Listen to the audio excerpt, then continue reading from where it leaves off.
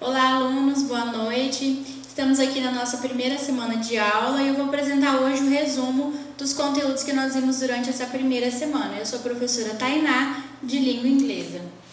O primeiro conteúdo é o Simple Past Tense, então é o passado simples. Como regra geral, como temos aqui embaixo, nós vamos acrescentar o ED no final dos verbos, mas tem algumas particularidades.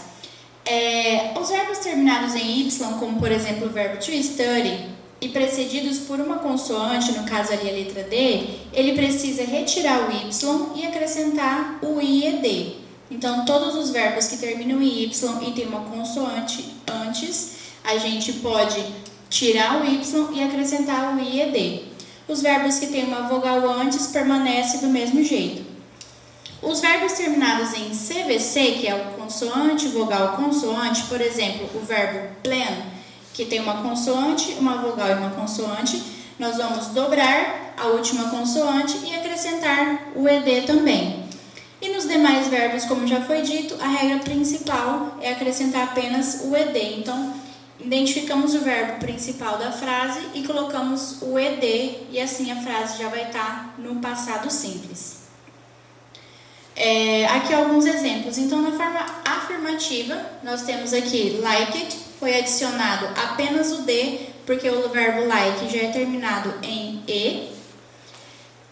O segundo verbo, to need, que é o verbo precisar, nós acrescentamos ED, porque ele é terminado em D, então acrescentamos o ED.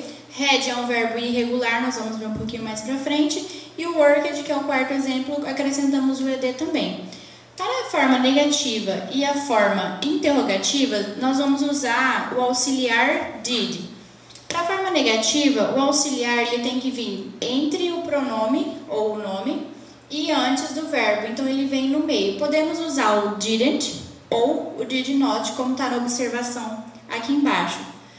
Na forma interrogativa, esse auxiliar ele vem no início da frase, então no início de todas as frases da forma interrogativa, nós vamos colocar o did. O que é importante saber da forma negativa e da forma interrogativa, do passado. Os verbos, a gente tira o ED deles, nesse caso aqui. Então, se eu estou fazendo uma forma afirmativa, eu coloco o ED. Quando eu passo para a forma negativa e interrogativa, a gente volta o verbo para a forma principal e deixa apenas o did, que é quem vai indicar que a frase está na forma do passado. Como eu já tinha comentado, nós temos também os verbos irregulares. Esses verbos irregulares, eles não seguem as regras principais, que é acrescentar o ED ou o IED no final do verbo.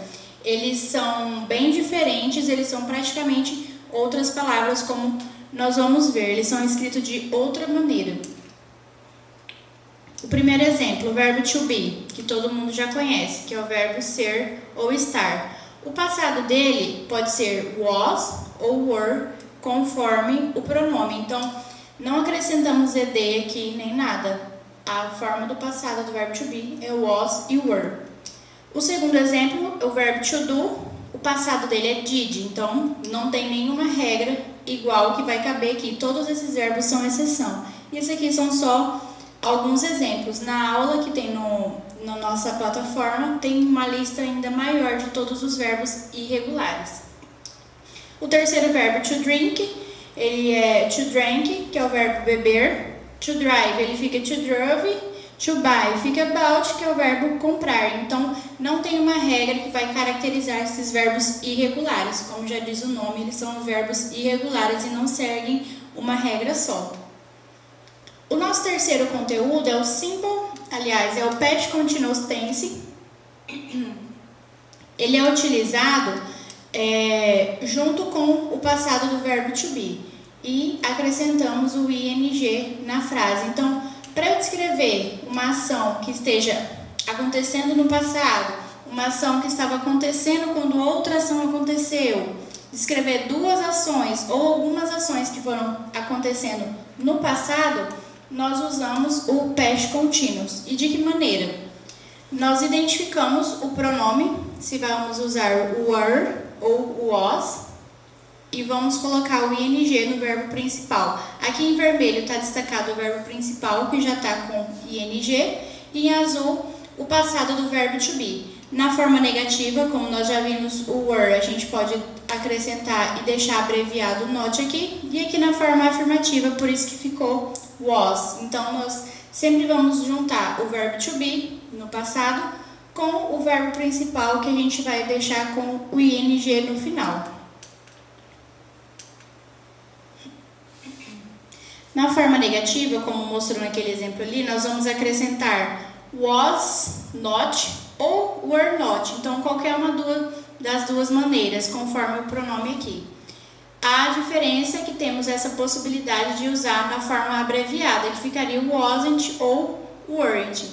E na forma interrogativa, o auxiliar vem também no início da frase. Como vocês já sabem, todas as vezes que vamos fazer a forma interrogativa, o auxiliar vem no início da frase aqui, como a gente pode ver. O quarto conteúdo é o Simple Future Tense, então também vamos usar um auxiliar para passar as frases para o futuro.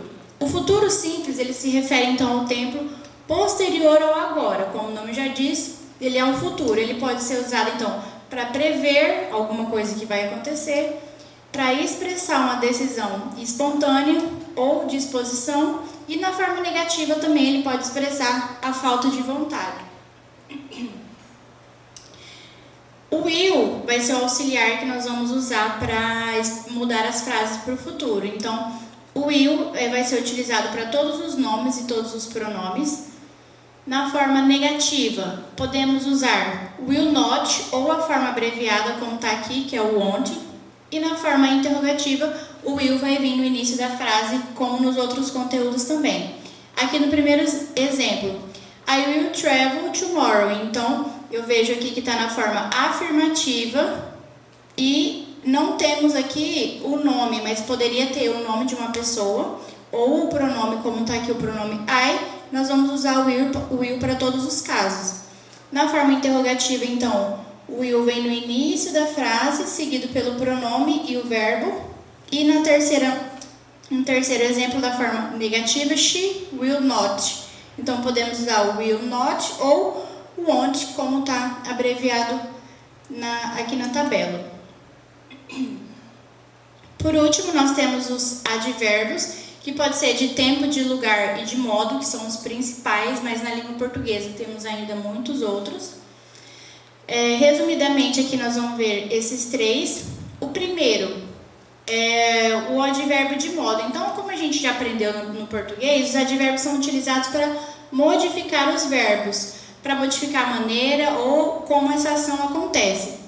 O advérbio de modo, ele vem geralmente depois do verbo ou depois do objeto. Então, por exemplo, o advérbio well, she sings well. Então, ela canta bem. Qual é o modo que ela canta? Bem. Por isso é chamado de advérbio de modo. O advérbio de tempo, eles poderão vir no começo ou no final da frase. Por exemplo, now, que é o advérbio agora. Então, I am reading a book now. Agora seria o advérbio dessa frase aqui.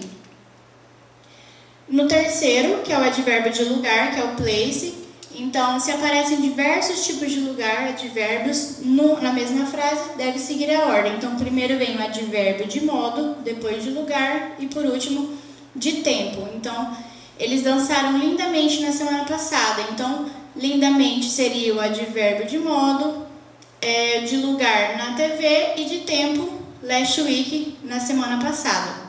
Mas ainda na maioria dos advérbios, a gente acrescenta o L o I e o Y para adicionar intensidade a esses verbos. Então, acrescentamos esse sufixo LY nos nossos pronomes.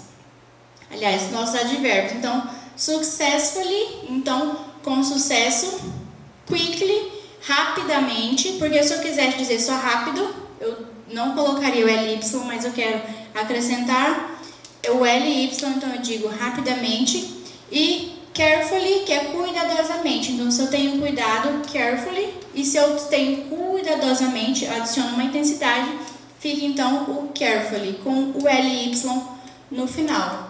Bom, pessoal, esse foi o resumo da nossa primeira semana. Qualquer dúvida, só para procurar no portal ou nas aulas semanais que a gente tem. Muito obrigada!